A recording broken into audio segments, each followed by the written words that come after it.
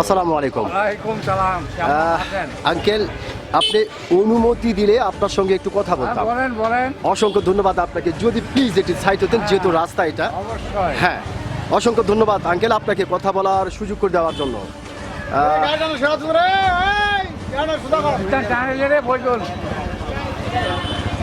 তো আঙ্কেল, সর্বপ্রথমে জানতে চাচ্ছি আপনি কেমন আছেন?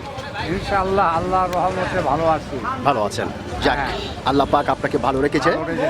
তো আঙ্কেল, আপনার নামটা জানতে পারি? আমার নাম নূর সরকার। নূর সরকার, সরকার। সুন্দর একটি নাম আপনার, অত্যন্ত চমৎকার একটি নাম আপনার। এবং আপনার নাম শুনে এবং মোটামুটি আপনাকে সামনাসামনি দেখে যেটা বোঝা যাচ্ছে, আপনি প্রচণ্ড একটি সাহসী মানুষ।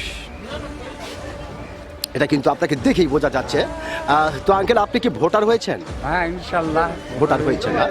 ওকে, তো আঙ্কেল, আপনি আসলে কোন দেশের ভোটার হয়েছেন? আপনি বাংলাদেশের। বাংলাদেশের। অসংখ্য ধন্যবাদ যে আপনি বাংলাদেশের ভোটার হয়েছেন। তো আঙ্কেল, যেহেতু আপনি বাংলাদেশের একজন সচেতন নাগরিক এবং বাংলাদেশের একজন ভোটার এবং অত্যন্ত সাহসী মানুষ, সেই ক্ষেত্রে এই বিষয়টি আপনার কাছ থেকে জানতে চাচ্ছি যে এইবার বাংলাদেশের সরকার কে হতে পারে? ইনশাআল্লাহ ধানের শীষ। ধানের শীষ। ধানের শীষ। আচ্ছা আঙ্কেল, যেহেতু খুব সুন্দর করে এবং সাহসিকতার সহিত আপনি প্রথম চান্সেই বললেন নির্দ্বিধায় যে বিএনপি হতে পারে, তো আসলে আঙ্কেল কি আইডিয়াতে আপনার কাছে মনে হলো যে এবার আসলে বিএনপি সরকার হতে পারে?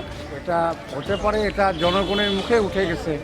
হ্যাঁ, শতকরা 95 লোকের মুখে উঠে গেছে বিএনপি সরকার এবার আসবে। অসংখ্য ধন্যবাদ আঙ্কেল, আপনি আসলে সত্যিকারের একটি সাহসী মানুষ। আপনি কিন্তু আপনার সাহসিকতার পরিচয় দিয়েছেন। আপনি বলেছেন যে শতকরা 95% মানুষ এবার বিএনপির কথা বলছে যে এবার সরকার হতে পারে। অসংখ্য ধন্যবাদ আপনাকে।